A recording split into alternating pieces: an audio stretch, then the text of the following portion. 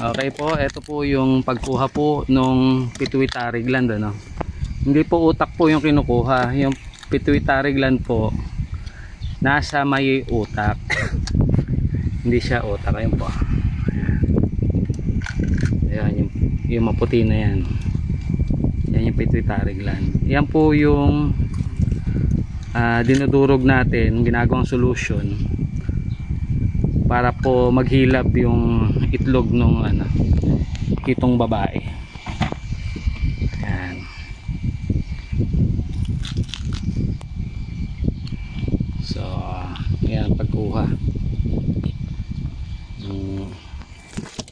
Ayan pagkuha ng pituitary gland po.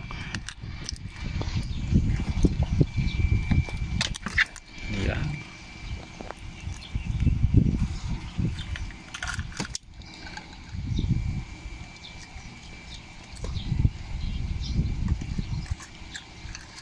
Mas matigas po yan kaysa dun sa utak. Yung utak po, ayun, yung medyo malambot. Tapos ilalagay po natin yan dun sa solution para sa susunod nating pag-inject.